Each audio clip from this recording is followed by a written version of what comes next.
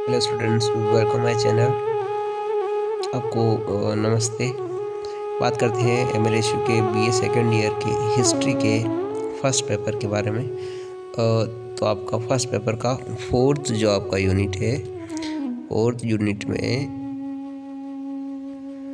Revenue से related आपका question है। ये फोर्थ यूनिट में आपका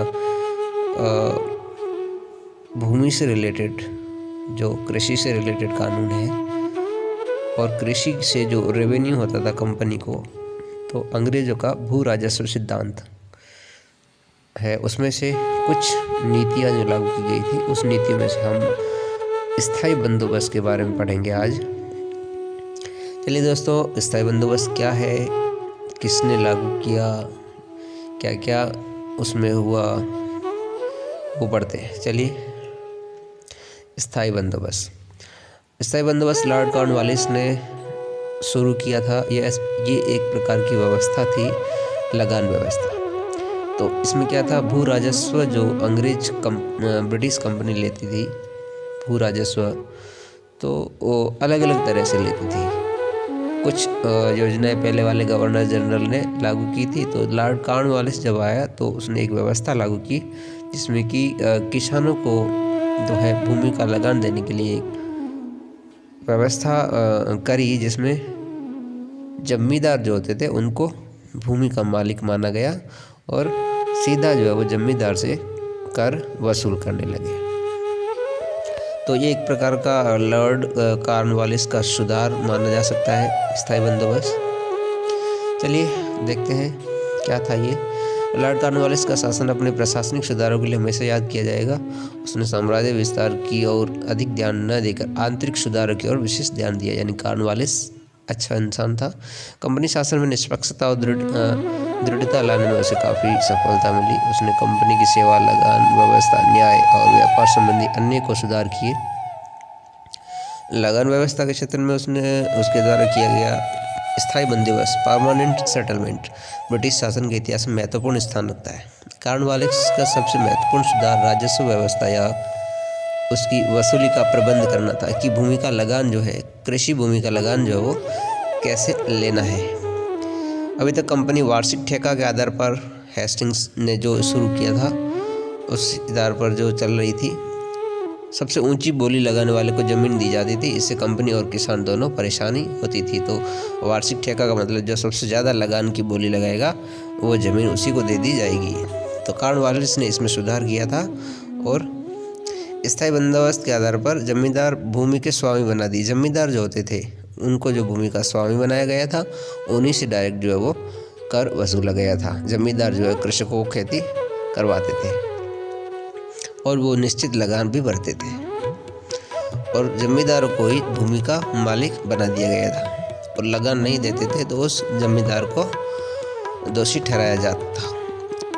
तो सरकार के साथ किसानों को कोई संबंध नहीं था, यानी कि किसान और सरकार का आपसी कोई संबंध नहीं था। सीधा जो है वो जमींदार जो है कर देता था और जमींदार ही इस बंदोबस्त में जो है पाबंद था। स्थायी बंदोबस्त को व्यवहारिक रूप देकर कॉर्नवालिस भारत में जमींदारों का एक शक्तिशाली वर्ग तैयार करना चाहता था, जो अंग्रेजों का हित चिंतक रहे। यानी कि अंग्रेजों को रेवेन्यू जो टाइम पर देते रहे। लगान की रकम निश्चित कर देने से अंग्रेज अधिकारी भी प्रतिवर्ष लगान वसूल से झंझट से मुक्त हो गए थे। यानी एक रकम जो थी, पैसे जो थे वो निश्चित कर दिए थे और उतने पैसे जो है जमींदार को देने होते थे। किसानों से किसी प्रकार कोई झंझट नहीं था। चलिए, इसके लाभ क्या थे। व्यवस्था तो समझ में आ गई कि जमींदारी।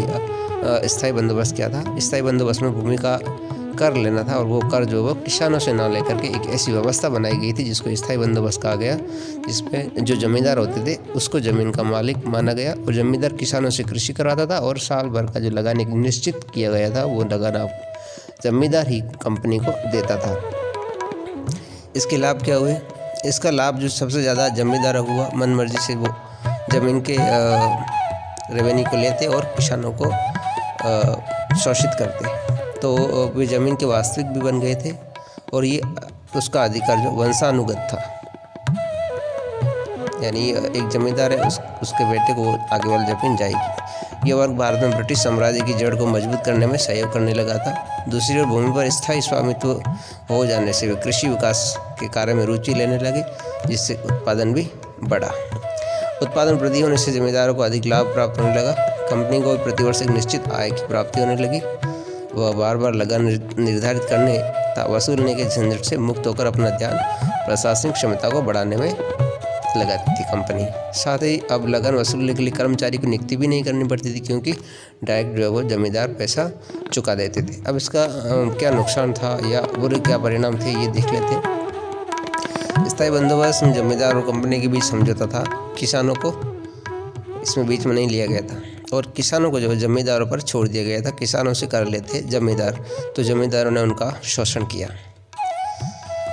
जमींदार किसानों से बेगार, भेंट, उपहार आदि लेते थे और किसानों का ज़मीन पर कोई अधिकार नहीं था। वे ज़मीन पर सिर्फ और सिर्फ मजदूर की तरह कार्य करते थे। और नई व्यवस्था ने क्या किया, किसान जो है वो ज़्यादा से ज़्यादा गरीब होते गए, क्योंकि ज़मींदार असली मालिक थे ज़मीन के और ज़मीन पर जो वो काम करवाते थे किसानों को, और किसानों को जो वो पूर्ण या सफिशिएंट यानी पूरा पैसा नहीं देते थे। समाज में आर्थिक शोषण और सामाजिक विषमता की खाई बढ़ती गई। जमींदार किसानों का शोषण करते रहे। तो यह था आपका स्थायी बंदोबस्त, परमानेंट सेटलमेंट, जो लॉर्ड कॉर्नवालिस ने 1793 में किया था।